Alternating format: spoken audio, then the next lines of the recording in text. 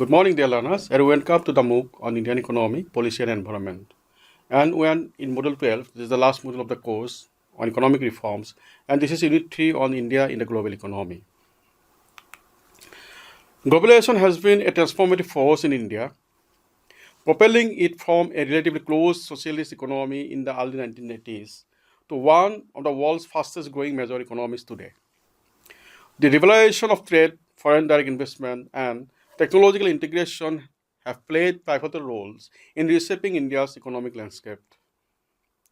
Simultaneously, globalization has influenced India's international political relations, fostering deeper ties with Western nations, multinational corporations, and global institutions, while also presenting new geopolitical challenges. So, in this unit, we shall critically examine how globalization has contributed to as India's rise as an economic powerhouse and how it has recalibrated the nation's diplomatic and strategic engagements on the world stage. We shall also try to analyze how the Indian economy has been affected by being a member of the World Trade Organization, with particular reference to its effects on the village economy of the country. Let us begin with a brief historical context of globalization in India. India's engagement with globalization can be traced back to the economic reforms initiated by the then Finance Minister of India, Dr. Manmohan Singh, on 24 July 1991, which marked a shift from a closed socialist leaning economy to a more market oriented one. Prior to 1991, India followed a protectionist policy with strict import controls, high tariffs, and state led industrialization, the things we have already discussed in other units as well. So, the balance of payments crisis in 1991 forced the government to liberalize the economy under the new economic policy, which included measures such as deregulation, privatization, and trade liberalization. The reforms opened India to foreign direct investment, FDI, reduced trade barriers, and integrated the country into the global supply chain. As a result, India's GDP growth rate increased from an average of 3.5% in the pre-reform era to over 6% in the post-reform period. Now let us see the key drivers of globalization in India. Several factors have contributed to India's integration into the global economy. One of the most significant is the information technology IT sector, which emerged as a global leader in software services. Companies like Infosys, TCS, and Wipro became key players in outsourcing, earning India the title of back office of the world. The IT sector contributed approximately 8% of India's GDP in 2020. Another driver has been foreign direct investment. Since liberalization, FDI inflows have grown substantially, reaching $81.72 US dollar billion in 2020-21. Major sectors attracting FDI include telecommunications, automobiles, and pharmaceuticals. Trade liberalization has also played a crucial role. India's trade to GDP ratio increased from 15% in 1990 to over 40% in 2020. The country has signed numerous free trade agreements with nations like Japan, South Korea, and ASEAN countries to strengthen economic ties, among others. Now, let us view India's economy surging profile in today's global economy. India, as we have already told, the fifth largest economy by nominal GDP, is projected to reach $4.27 trillion in 2025, surpassing Japan and Germany by 2027. Already we have reached 4 trillion economy. The GDP has doubled from 2.1 trillion in 2015 to 4.3 trillion, with a forecasted growth rate of 6.5% for 2025. The services sector, led by IT and finance, is crucial, while manufacturing and agriculture face challenges. Domestic consumption drives growth, yet high youth unemployment and inflation, coupled with declining FDI, pose structural issues to the economy. India's per capita GDP is low at US dollar 2,940 on nominal basis and US dollar 11,942 on purchasing power per capita PPP basis, highlighting income inequality in the economy. Its global trade share is only 1.8%, with a goal to reach $1 trillion in exports by 2030. While its stock markets are large, they underperformed in 2024 due to foreign investors' exits. Aiming for a 30 trillion economy by 2047, India must enhance manufacturing and reform to succeed amidst potential risk. Now let us examine economic impacts of globalization on the Indian economy. India's economic transformation began with the 1991 economic reforms, as I've already mentioned. This dismantled the license Raj, a system of stringent government controls on industry, imports, and private enterprises. Prior to these reforms, India's economy was characterized by high tariffs, import restrictions, and a dominant public sector which stifled growth and innovation. The economic crisis of 1991, marked by dwindling foreign reserves and a balance of payment crisis, forced India to seek assistance from the IMF and adopt structural adjustment programs that emphasize deregulation, privatization, and globalization. Thus, globalization has spurred economic growth, with India becoming one of the fastest growing major economies in the world today. The services sector, particularly IT, finance, and telecommunications, has been a major beneficiary sectors. Manufacturing has also expanded, with India emerging as a hub for automobiles, pharmaceuticals, and textiles. One of the most significant outcomes of globalization has been India's integration into the global trade networks. From just 0.45% of global exports in 1986, India's share rose to 2.7% by 2015, with trade constituting nearly 50% of its GDP by 2022. The reduction of import duties from over 300% in 1991 to an average of 12% by 2011 facilitated this expansion, enabling Indian businesses to compete internationally while attracting foreign investments. The services sector, particularly information technology and business process outsourcing, as you call it, BPO industry, emerged as a global leader, with companies like Infosys, Tata Consultancy Services, and Wipro becoming synonymous with India's technological prowess. By 2023, India's IT exports reached 194 US billion, reinforcing its position as the world's back office. Thus, globalization of the Indian economy has also created employment opportunities, particularly in IT, retail, and finance. However, the benefits have been uneven, with skilled workers gaining more than unskilled laborers. The gig economy and the digital platforms have further transformed employment patterns. Foreign direct investment has been another cornerstone of India's economic ascent. From a negligible 70 million in 1991, FDI inflows surged to 83.57 billion in 2021-22, driven by sectors such as telecommunications, automobiles, and pharmaceuticals. The establishment of global capacity centers by multinational corporations like Apple, Accenture, and Google has not only created high-skilled jobs but also fostered innovation and entrepreneurship within India. For instance, Apple's production of 7 billion worth of iPhones in India in 2022-23, with 5 billion exported, underscores the country's growing role in global supply chains. Globalization also has strengthened India's foreign exchange reserves, which stood at 600 billion US dollar in 2021.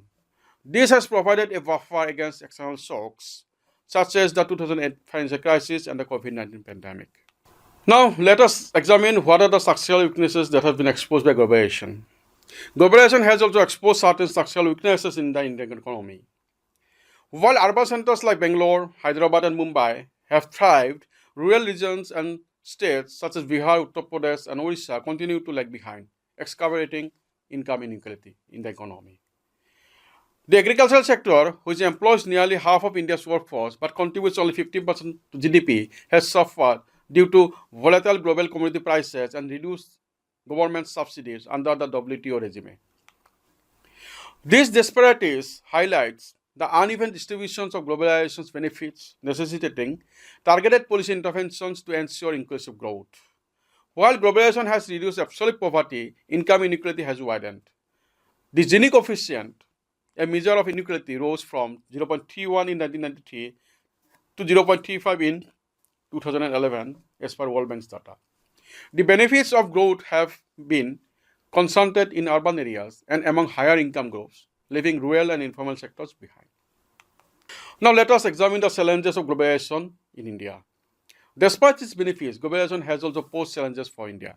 One major issue is the vulnerability to global economic fluctuations. The 2008 financial crisis and the COVID-19 pandemic disrupted trade and investment flows, highlighting the risk of excessive dependence on global markets. Another challenge is the decline of traditional industries. Small and medium enterprises, SMEs, and agricultural sector have struggled to compete with global players, leading to job losses in these sectors. Further, environmental degradation due to rapid industrialization has raised sustainability concerns. Thus, in this section, we have seen that globalization of the Indian economy has been a transformative process, driving growth, technological advancements, and integration into global markets. However, it has also brought challenges such as inequality, sectoral imbalances, and external vulnerabilities. Policymakers must ensure that the benefits of globalization are more evenly distributed while mitigating its adverse effects. Strategic reforms in education, infrastructure, and social security will be crucial for sustaining India's growth in an increasingly interconnected world. Now, let us examine globalization and India's evolving international political relationships. How international political relationships have been shaped by globalization. Globalization has not only reshaped India's economy, but also redefined its geopolitical alliances and diplomatic strategies. As India integrated into the global markets, its foreign policy shifted from non-alignment and protectionism to proactive engagement with major powers and multinational institutions. A key driver of this change has been the Indian diaspora, which at 32 million strong wields considerable influence in countries like the United States, the United Kingdom, and the Gulf states. The political rise of figures such as Rishi Sunak as UK Prime Minister and Kamala Harris as US Vice President reflects the diaspora's growing clout and its role in strengthening bilateral ties. Economically, India's participation in global trade agreements and institutions has bolstered its international standings. As a founding member of the WTO, India has been a vocal advocate for developing nations, resisting pressures to include non-tariff barriers like labor and environmental standards in trade negotiations. Its strategic partnership with the US, EU, and ASEAN have expanded trade and investment flows, while its Act East policy has deepened economic and security cooperation with Japan, Australia, and Southeast Asia. The Indo-US nuclear deal of 2008 marked a turning point, signaling India's acceptance as a responsible nuclear power and a counterbalance to China's regional dominance. At the same time, globalization has introduced new geopolitical tensions as well. India's reliance on Chinese imports, particularly in electronics and pharmaceuticals, has created vulnerabilities, especially after the border clashes in 2020. In response, India has sought to reduce dependence on China by promoting domestic manufacturing through the initiatives like Make in India and forging alternative supply chains with Western allies. The Quadrilateral Security Dialogue, as you call it Quad, with the US, Japan, and Australia exemplifies India's strategic pivot to counter Chinese expansionism in the Indo-Pacific region. Culturally, globalization has amplified India's soft power through Bollywood, yoga, and Kaizen, enhancing its global appeal. However, it has also sparked debates about cultural homogenization as Western fast food, fashion, and media permeates Indian society, sometimes at the expense of traditional values. Now let us discuss some of the emerging opportunities and challenges globalization has brought to India. Globalization has undeniably propelled India into the ranks of major economic powers, fostering unprecedented growth in trade, technology, and FDI. Yet, its benefits have been uneven, leaving behind rural populations and exacerbating socio-economic divides. Politically, globalization has enabled India to cultivate strategic partnership and assert itself on the global stage, but it has also necessitated navigating complex rivalries, particularly with China. Moving forward, India must leverage globalization to address domestic inequalities while pursuing foreign policy that balances economic integration with strategic autonomy. By doing so, it can sustain its rise as both an economic powerhouse and an influential geopolitical actor in the 21st century. Now, dear learners, let us see the issue of the WTO and its broader impacts on Indian economy, how the WTO has impacted India. The World Trade Organization, WTO, established in 1995 as a successor to the General Agreement on Tariffs and Trade, GATT, serves as the primary global institution governing international trade rules. India, a founding member of both GATT and WTO, has undergone significant economic transformation since liberalization of its economy in 1991. The WTO regulatory framework has profoundly influenced India's trade policies, reshaping sectors such as agriculture, manufacturing, services, and intellectual property. While WTO membership has facilitated India's integration into the global economy, it has also exposed structural vulnerabilities and policy challenges. So, in this section, we shall critically examine the WTO's impact on key sectors on the Indian economy, evaluating both its benefits and drawbacks in fostering economic growth, trade competitiveness, and development. So let us discuss this India's engagement with the WTO with a brief overview. So India's participation in the WTO has been marked by a dual role, advocating for the interests of developing nations while navigating the pressures of trade liberalization. So as a key player in multilateral trade negotiations, India has leveraged WTO platforms to push for equitable trade terms, particularly in agriculture and services. However, compliance with WTO agreements, such as the trade-related aspects of intellectual property rights, as you call it TRIPS, and the Agreement on Agriculture, AOA, has required substantial domestic policy reforms, often with mixed outcomes. The WTO's fundamental principles, most favored nation, MFN, as we call it, treatment, the national treatment, and tariff bindings have compelled India to reduce trade barriers, leading to greater market access for exports, but also heightened competition from imports. In the following section, we shall analyze the sectoral impacts of WTO regulations on the Indian economy. Now, let us start with agriculture.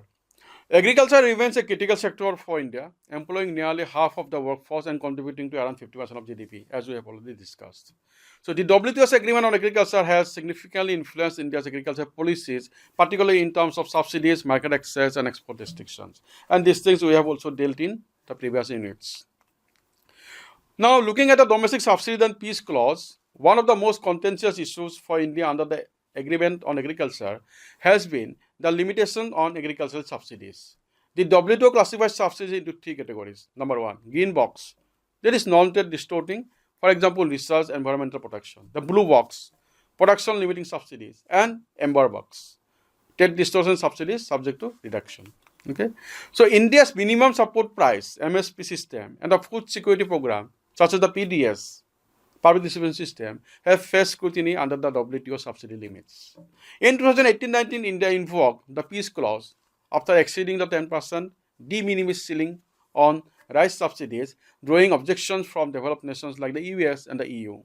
While the peace clause provides temporary protection against legal challenges, India continues to push for a permanent solution to safeguard its food security policies. Regarding market access and export challenges, we see that the agreement on agriculture's emphasis on reducing tariffs have exposed Indian farmers to global price fluctuations.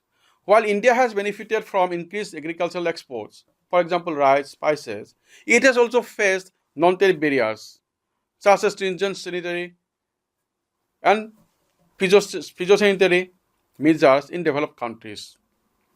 For instance, pesticide residue limits imposed by the EU have impacted India's tea and basmati rice export. Furthermore, the removal of quantitative restrictions under WTO rules has led to surges in imports of edible oils and pulses, undermining domestic producers. Critics argue that the agreement on agriculture disproportionately favors developed nations with higher subsidy capacities, leaving Indian farmers vulnerable to market volatility. Now let us examine the issue of tariff reduction and competitiveness. India's average tariff rates declined from 71% in 1993 to 35% post-Uruguay round, with further reductions in subsequent years. While this has enhanced export competitiveness in sectors like automobiles and pharmaceuticals, it has also intensified import competition, particularly from China. The most favored nation clause has been criticized for facilitating China's dumping of cheap goods, adversely affecting small and medium enterprises. Now, looking at the textile and clothing in the post-MFA challenges, we see that the phase-out of multi-fiber agreement (MFA) in 2005 was expected to benefit India's textile exports by eliminating quotas. However, the lack of modernization and infrastructure bottlenecks have limited India's gains compared to competitors like Bangladesh and Vietnam. While textile exports have grown, the sector struggles with high production costs and compliance with labor and environmental standards in Western markets. And looking at the impact of services and intellectual property rights, we see that the General Agreement on Trade and Services (GATS) and the TRIPS agreement have reshaped India's services sector, particularly IT, pharmaceuticals, and financial services. Regarding the IT and business process outsourcing boom, we will see that India's IT sector, contributing nearly 9% of GDP, has thrived under GATS, which promotes cross-border service trades. Companies like TCS, Infosys, and Wipro have become global leaders in software exports, benefiting from liberalized service trade rules. However, rising protectionism in developed nations, for example, visa restriction in the US, poses challenges for the economy. And regarding pharmaceuticals and TRIPS compliance, we will see that the TRIPS agreement has had a profound impact on India's pharmaceutical industry. Pre-TRIPS, India's 1970 Patents Act allowed only process patents, enabling genetic drug production at affordable prices. Post 2005, India had to introduce product patents, raising concerns about drug affordability. While Indian firms have adopted by investing in R&D, critics argue that TRIPS disproportionately benefit multinational corporations. Now let us examine the challenges and criticism of WTO's role in India. The first thing is asymmetry in trade rules. Developing nations like India argue that WTO agreements are skewed in favor of developed economies. For instance, say in agriculture, developed nations retain high subsidies. For example, US farm bills, then US EU Common Agriculture Policy, while developing nations face stricter limits. Regarding intellectual property rights, TRIPS imposes strict IPR norms, restricting technology transfer and access to medicines. This adversely affects the domestic economy in the developing countries. Now, regarding dispute settlement mechanism, India has been both a complainant and a respondent in WTO disputes. Recent cases include the ICT tariff dispute of 2022. Here, the Japan and Taiwan challenged India's import duties on electronics, alleging WTO norm violations. And regarding fisheries subsidies, India seeks exemption for small-scale fishermen, opposing broad subsidy bans. The WTO has undeniably accelerated India's economic globalization, boosting exports, FDI inflows, and technological integration. However, its impact remains uneven across sectors in the economy. While industries like IT and pharmaceuticals have flourished, agriculture and SMEs face structural challenges due to trade liberalization. Now, often we talk about WTO's adverse effect on the village economy of India. So let us examine the impact of WTO membership of India on the village economy of the country. India's accession to the World Trade Organization in 1995 marked a watershed moment in the country's economic trajectory, transitioning from a protected, inward-looking economy to one increasingly integrated with global markets.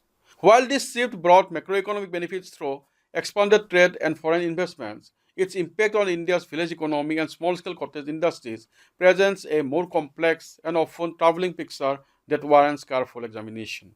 The WTO framework, particularly through agreements like the Agreement on Agriculture and the trade-related intellectual property rights, TRIPS, has significantly reshaped India's rural economic landscape. The removal of quantitative restrictions and reduction on tariffs exposed the traditional cottage industries to unprecedented global competition. India's once thriving handicraft and handloom sectors, which employed millions of rural artisans, found themselves struggling against cheaper machine-made imports from China and other manufacturing powerhouses. The handloom sector alone, supporting over 4.3 million weavers, saw a dramatic decline as synthetic fabrics flooded domestic market at prices local artisans could not match. Intellectual property protections under the TRIPS created additional challenges for traditional knowledge-based industries. There have been numerous instances where multinational corporations patented traditional Indian products and processes, from neem-based pesticides to Banarasi silk designs, effectively appropriating community knowledge that had sustained rural livelihood for generations. This not only undermined local economies but also raised profound questions about the equity of global trade rules. The Agreement on Agriculture's impact on rural India has been particularly contentious. While intended to liberalize agricultural trade, its implementation often disadvantaged the small farmers. The shift toward export-oriented cash crops exposed farmers to volatile global prices while making them dependent on expensive inputs from multinational agribusiness corporations. The cotton crisis in Maharashtra, where farmers faced ruin due to competition from subsidized American cotton, stands as a stark example of how WTO rules could devastate rural communities. Similarly, small-scale industries, once protected by government reservation policies, found themselves particularly vulnerable in the new trade regime. These enterprises, which typically lacked the capital and technology to meet stringent international standards, struggle to compete both in domestic markets against imports and in export markets against non-tariff barriers. Rural food processors, textile producers, and handicraft manufacturers frequently saw their products rejected by developed country markets for failing to meet exacting sanitary or labeling requirements. The employment consequences of these changes have been severe. Traditional village industries that once provided stable livelihoods increasingly gave way to precarious informal work. Women, who constitute a significant portion of the workforce in sectors like handicrafts and food processing, were disproportionately affected by these shifts. The decline of these industries has contributed to the distressing trend of rural to urban migration, with many former artisans forced into low-wage, insecure work in cities. So, in this scenario also, let us have view on certain positive effects of WTO. Among the adverse effects as well, some positive developments did emerge from WTO integration. Certain Nikkei handicap producers gain access to lucrative international markets and exposure to global standards pushed some industries toward modernization. The growth of e-commerce platforms created new opportunities for rural artisans to reach global consumers directly. However, these benefits have been unevenly distributed, primarily accruing to those with existing advantages in capital, education, and market connections. Now, in this environment, what are the policy requirements? The Indian government's policy response to these challenges has been inadequate in several respects. While large corporations and urban industries receive support to navigate the new global trade environment, small rural producers were often left to fend for themselves.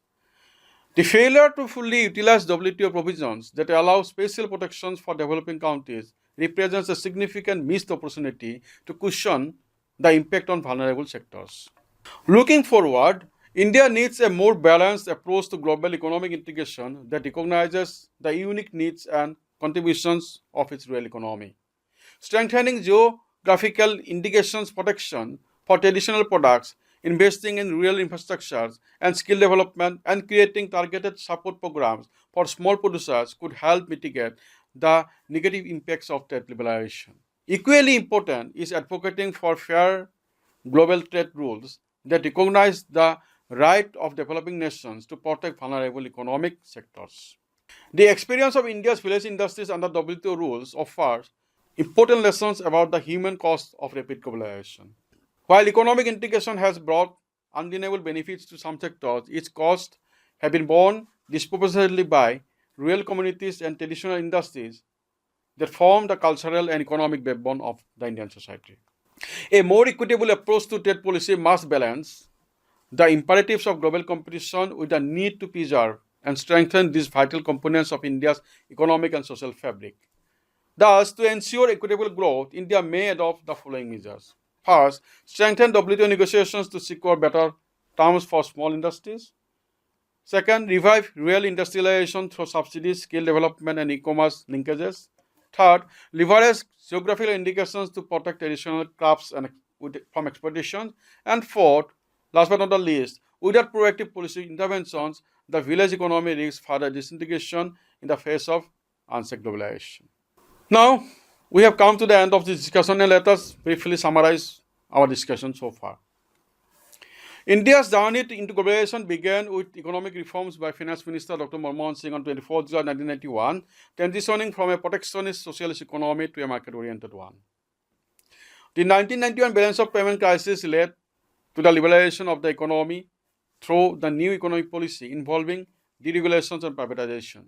Significant growth in the IT sector contributed to India's integration into the global economy, with nominal GDP projected to reach 4.27 trillion by 2025. However, while globalization has fostered growth and employment, it has also increased income inequality, highlighting economic disparities in the country. Globalization has brought significant benefits to India, but also challenges, particularly vulnerability to global economic fluctuations, as seen during the financial crisis, and also the COVID-19 pandemic period.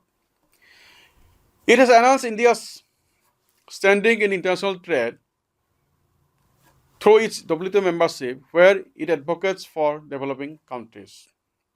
While fostering growth in trade, technology, and FDI, globalization has also widened socio-economic divides, leaving rural populations behind. The experience of India's village industries and the WTO rules offer important lessons about the human cost of rapid globalization. While economic integration has brought undeniable benefits to some sectors, its costs have been borne disproportionately by rural communities and traditional industries that form the cultural and economic backbone of the Indian society. A more equitable approach to trade policy must balance the imperatives of global competition with the need to preserve and strengthen these vital components of India's economic and social fabric. The Indian government's support has largely favored large corporations over small rural producers, missing opportunities to leverage WTO provisions for protections of vulnerable sectors. So, dear learners, with this, we come to the end of the 39th unit of the course. We shall conclude the course in the next unit, which will be taken by Professor Joydeep Barua, my colleague here in the Department of Economics. So in the next unit, we shall try to visualize the future directions of the economy and what agenda we can have in the changing global environment. We shall also request you to kindly provide your valuable feedback on the course, how we could deliver and in which areas we need to further improve upon. This will help us significantly in all our future plannings. The survey link will be soon made available in your emails and portals. Thank you. Happy learning.